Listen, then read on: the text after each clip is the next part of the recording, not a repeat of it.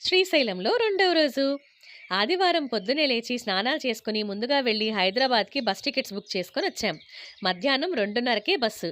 అన్నట్లు చెప్పటం మర్చిపోయా. శ్రీశైలంకి మాతో పాటు అక్కా, బావ వాళ్ళు కూడా వచ్చారు. హోటల్ రూమ్‌లో నుంచి బయటికి రాగానే చాలామంది ఆటో వాళ్ళు సాక్షి గణపతి శిఖరం ప్యాకేజ్ అని అంటూ ఉన్నారు. వివరాలు కనుక్కుంటే మొత్తం 4 ప్లేసులకి తీసుకెళ్తా అన్నాడు.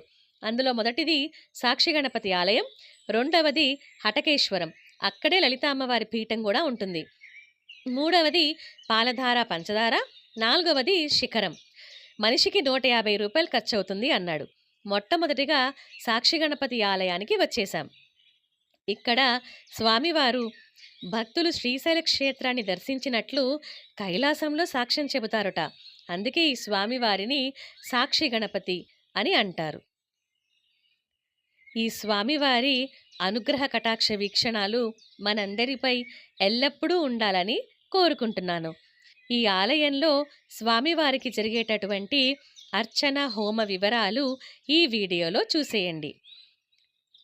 అలాగే మా శ్రీశైల యాత్ర గురించి మరిన్ని వీడియోలు మన ఛానల్లో ఉన్నాయి, చూసేయండి.